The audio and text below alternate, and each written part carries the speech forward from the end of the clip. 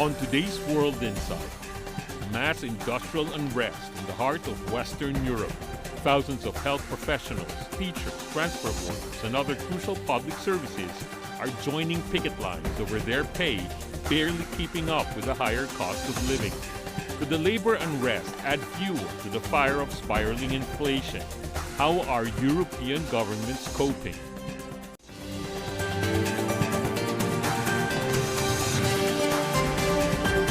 Here's our host, Tian Wei. Hello and welcome to World Insight with me, Tian Wei. All over Europe, public sector workers are on strike, at least in some of those places.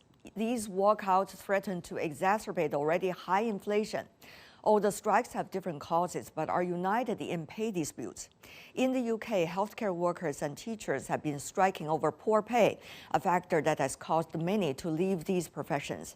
In France, President Macron wants to raise the retirement age to protect the pension system, which has caused outrage among workers already grappling with rising living costs.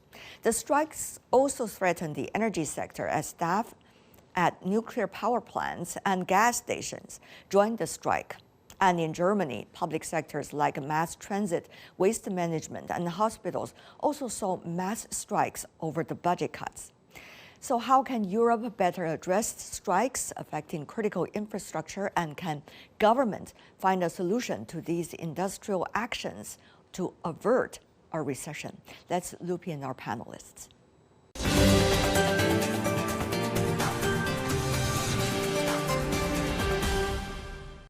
In Berlin, Ulrich Bruckner, Jean Monnet Professor for European Studies at Stanford University. In Paris, Tomasz Migałowski, Associate Professor of Economics at the HEC Paris Business School. And in Beijing, Wang Yiwei, Director of the Center for European Studies at Renmin University of China. Gentlemen, welcome to the program. A lot of strikes going on in Europe, as you are better aware than most of us, since both of you, Uli and also Tomasz, are based in Europe. Let's start with France. The strikes have been going on for about a few weeks about the retirement age. Do you see any sign it's likely to ease up or further enhanced? So there were 4 days of strike action for the time being. They're not continuous. It seems that since the government has the majority in the parliament with one of the right-wing parties to pass the reform, the parliamentary way for the reform can be ascertained. And then what the labor unions are left with is exactly strike action. So there are several days where they're going to strike again. However, the question is how wide it's going to be followed. So if you strike, you actually lose your day's pay. And during the last 4th day of industrial action, there were rather much lower percentages of workers, for example, in the public sector, that did strike. So what does that mean? It seems that the retirement age, 62 to 64, is quite some message for the voters, at least according to the public opinion polls, 2/3 opposed it. Yet it doesn't mean that the government would not be able to get it through. So, Tomasz, what is your sense of how politics works here?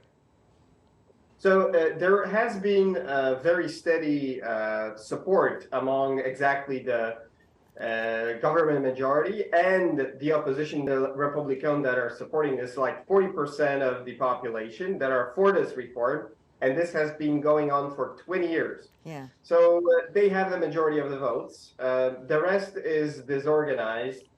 And there are different reasons why people are opposed to this reform. So some are opposed because, you ask us to work 2 years longer.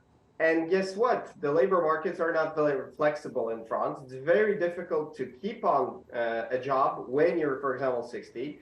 We're also, remember, talking about the pre-computer, not even pre-internet, pre-computer generation. So in the view of automation, in the view of digitization shocks, those people are to a large extent unemployable. And they have to probably change jobs. That's not very easy. Learn new skills after the age of 50, 55. It's very difficult. Yeah. So a lot of French are exactly opposing this, that you're asking us to work 2 years longer. For many of us, there's going to be no work anyway. Meanwhile, in the UK, for example, Uli, though you are based in Berlin, there are also strikes going on, mainly about the public service sectors, for example, waste management and healthcare workers and things like that. How do you see these, series of strikes that are going on in Europe right now, at least looking from afar? Well, I think we have to distinguish between the reasons and also the forms of how strikes appear in different places. So from far away, it looks like Europe is in turmoil and we are close to a recession and things are messy, and that could be a landslide victory of populists or everyone who questions the legitimacy of governments. In my humble understanding, this is not the situation, because we have very different reasons why people go on strike in different countries. In Britain, it's definitely related to Brexit, and the people who voted for Brexit are the ones who voted twice for a conservative party, so they don't really have much to criticize if they got a chance to change it, and now they face the consequences, and it's in specific sector like national health, which is in a pretty bad shape, and it's also lost a lot of highly qualified people who returned to Central and Eastern Europe, so they have labor market shortages, and that is a very different situation from countries that still face an unemployment problem, and we have to distinguish whether it's a supply-side market or a demand-sided market. Do we have shortages or do we have high unemployment rates? And what do people think about their governments? Professor Wang, looking from afar where you are, even though you have been doing European studies, how do you read the latest rounds of strikes in different economies in some parts of Europe? Besides what the two gentlemen mentioned, I think there's three new dimensions to understand of the European struggle and demonstration. Why is happening in Europe, not the US? The US economy looks quite good. The unemployment only 3.8%. Look, Obama period is 10%. Why Europe? Because they suffered the most from the Ukraine crisis, inflation, energy crisis, the industrial transport from Europe maybe to US. And secondly, the world is changing. Globalization, new globalization, but also digitalization, new energy. And after pandemic, we also need a big government. But for the European countries, because like EU, actually the European Union, they have limited resources. They are not fully integrated in the budget and also suffered so many crises. Now we see very different opinions coming from our panelists. So Thomas, what you have to say seems to be important. Well, I would say that why do we have strikes, right? So it's a failure of negotiation, and that's where you have industrial action. It does in some countries, historically, let's say Germany, then negotiations are much more efficient, or in Sweden, for example. Whereas in France, you take to the streets, and there are various interesting groups that historically strikes. You could be surprised. For example, archaeologists can wage strikes. If you don't have archaeologists working, you cannot build in many southern French cities that have Roman ruins, for example. But it's a method of negotiation. So when the negotiations in France, it's coupled with, of course, inflationary pressures, but most of the strikes that we see currently are indeed related to the retirement age, whereas in some others, it would be related more with the increasing cost of living. I agree that there are very different reasons in different countries. Of course, the cultures of politics might be quite different, and how people are expressing themselves and how labor works in different systems.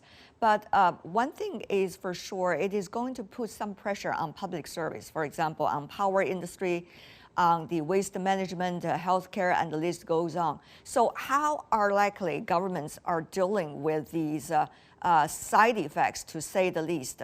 Let's go to Woolley. Well, it's not necessarily a contradiction what has been said. We can even add on top of the crisis as a change of the environment in which we have winners and losers. Some can cope with the increasing costs and others not so much. And we have very different cultural backgrounds, but we really have to distinguish what the topic is. Is it about getting more money in a specific sector that feels like neglected or underpaid? Or is it a structural question or a fundamental expression of what is considered to be the natural order of things? If people in France believe that it's their right to retire earlier than everyone else in Europe, they go to the streets and demonstrate for this. And you can compare this with other places, but this is not what people do. They compare with what have previous generations have done. So in the situation of France, we have a government that can fight their end game because Macron can't be re-elected after 2 terms. And we have other places in which this is just a very normal thing in which capital and labor negotiates. Right. I understand that. I think I think we got that. Understand where you are all different opinions coming from. That's okay, but we don't want to go on this discussion about that anymore because I think everybody already shown their opinions. So let me ask you just a specific question about how do you see governments and governance are likely to deal with some of the side effects of strikes, for example, about the public service sectors, excuse me. Well, governments have done a lot to buffer the consequences of the bad economic situation and the rising energy prices. We see inflation is going down again, and we simply have been lucky because winter was a very mild winter compared with what could have been the situation. And then strikes and social unrest would have been far more visual and also much more dangerous for different governments.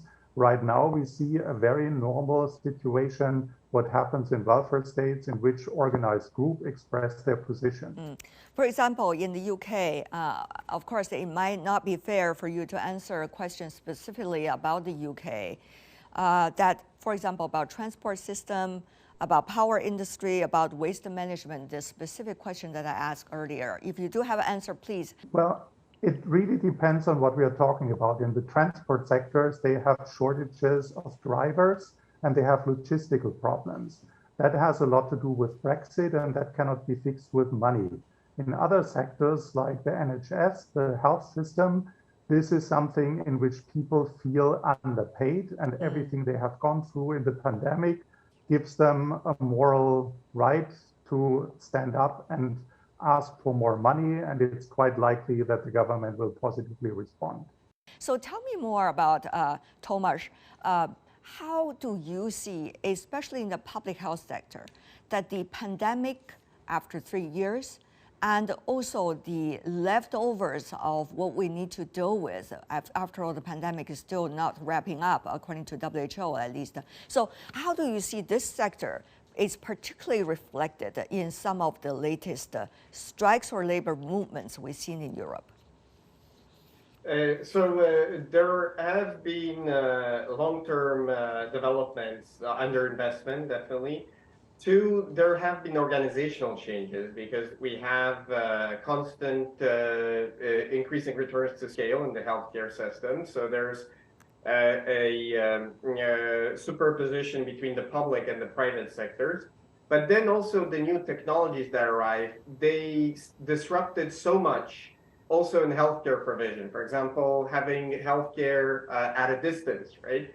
That I think that either the private or the public sector, they haven't coped very well with how to organize, how to telework, what is also digitizable, what is not.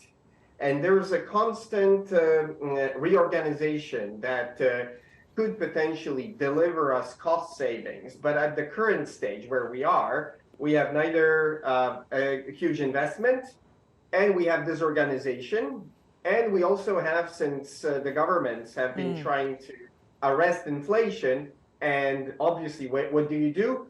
You try to freeze the pay in public or semi-public sectors. And that means that you have staff shortages, not only because of Brexit, but because, for example, being a nurse is a very unattractive, hard job. If it's not paid well, we will not have people working there. So it seems that from both of what you have just said, there seems to be a period of transition, whether it is about reskilling the workers or figuring out what the pandemics might mean for our future readjustment of different sectors, or how technologies are likely to instill further into the development of different sectors and their fates.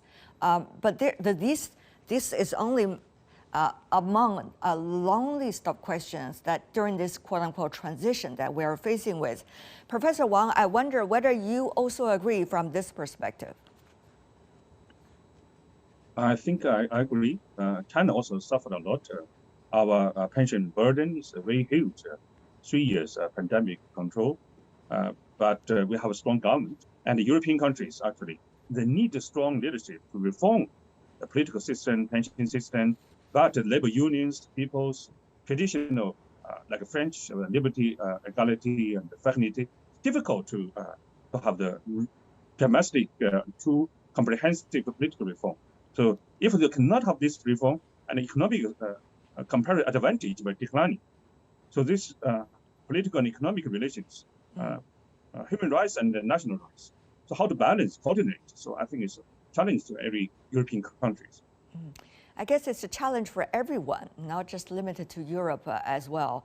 We are all facing with various sets of challenges, whether mentally or economically. Very interesting that we raised this point. On that, Wally, you want to say something also?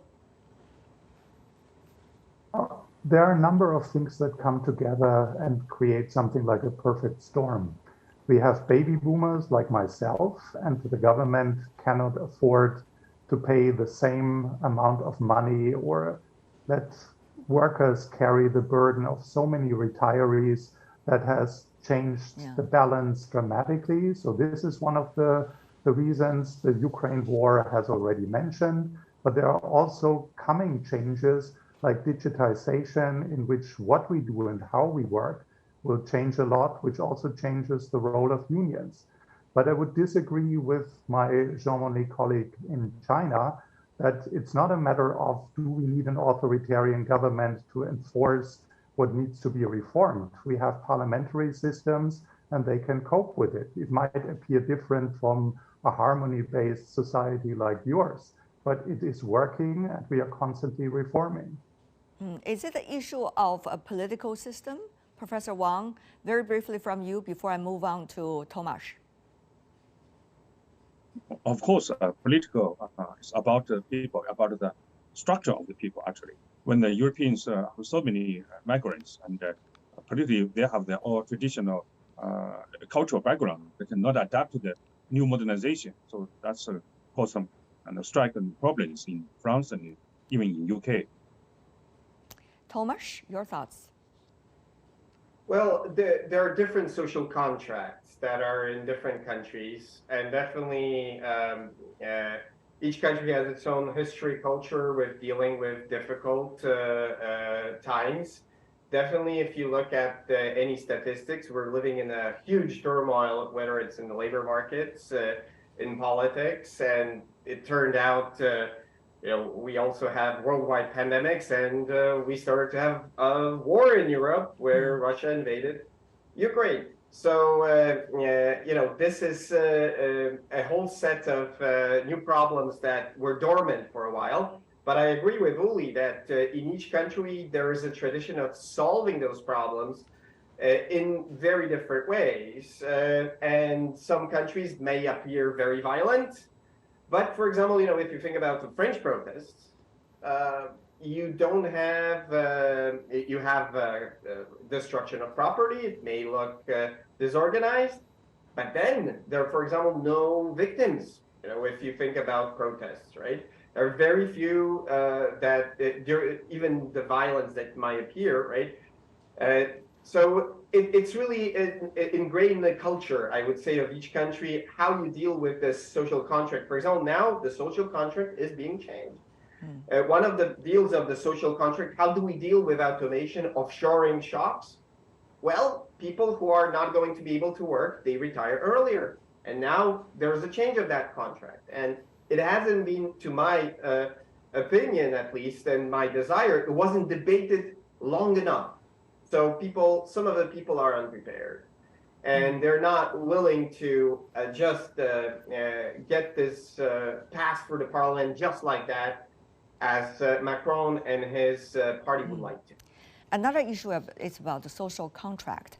For example, between governments and also the public, how much the two sides need to move closer to one another in order to achieve a better result. Of course, union discussions and negotiations is one thing, but how to build consensus, how to prioritize both as a government and also work with the society. These are extremely important governance issues. But I also have to say, gentlemen, we see that discussions these days are much less about nuance, but much more about ideological debates. And I really wonder whether ideological debates in every question would ever be able to serve us good after avoiding looking at the details and also the governance capabilities. So may I also ask you to provide your clues on this topic? Thomas, may I begin with you, and then I move on to the other two gentlemen, since just pick up topics you said earlier. So what I believe is that it has been observed that the traditional way of solving conflicts in Europe, that you have organized labor on one side, you have some bourgeoisie on the other.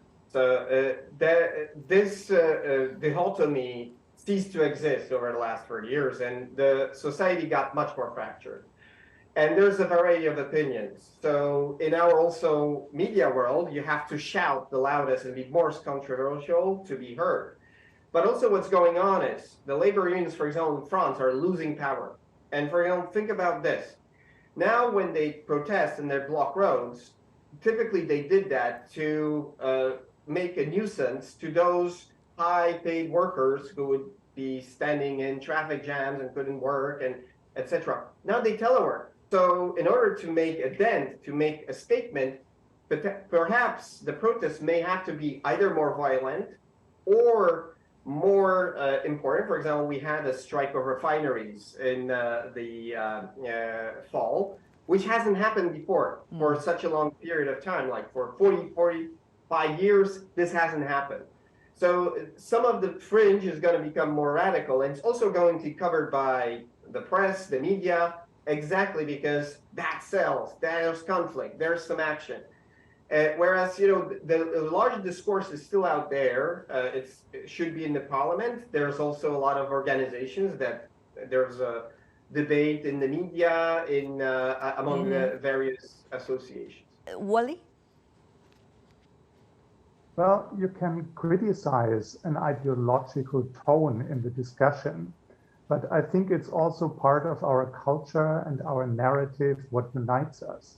In the case of Germany, we have this storytelling of we are a social market economy. We have a functioning welfare state, and it's a constitutional right to protest and to criticize the government and to fight between capital and labor to find a new consensus, which is the expression of the social contract. So there's nothing wrong with it, even if from far away it looks like the opposite of harmony. But all the social improvements have been the result of fight. And I also want to strongly disagree with my Chinese colleague over migrants. Germany's success story in the last 20 years is a success story of successful immigration. We attracted a number of cosmopolitans, and you're talking to a German working for an American university and a Pole working in France. This is the story of making use of the attractiveness of an open society that attracts migrants. And I strongly disagree with the blame game of migrants make it difficult to find a common consensus, and they don't understand the social contract. May I just add it up a little bit about the question I asked? So what do you see is the solution to the current one? Do you see it differently from the earlier times, or it's going to be the same logic, business as usual? Well, it is different because too many things come together at one point. And so it's harder to address it. It's not just a question of do we level out the distribution of wealth. In this case, we have to figure a number of things at the same time, and some countries will perform better than others. Professor Wang, also, Yi Wei from Beijing. The Chinese classic Yi Jing indicated that any civilization need to adapt to the new environment, otherwise will be declining. Actually, what happened in Europe, we can understand from that way that the political and the social systems, like you mentioned, the social contract, designing according to the industrialization period, not adapt to the digitalization demand. Data are not the traditional capital as the major driving forces for the economic transition. So the Europeans suffered so many crises. Actually, this is about the new era of the world. Ulrich Bruckner, Tomasz Migalski, and Wang Yi Wei. Thank you so much for joining us, gentlemen. Appreciate it. And that's all the time we have for today. If you'd like to know more, search World Insight or check out our YouTube channel. Follow us on Twitter and Facebook. I'm Tian Wei. On behalf of the team, thanks for being with us. Bye for now.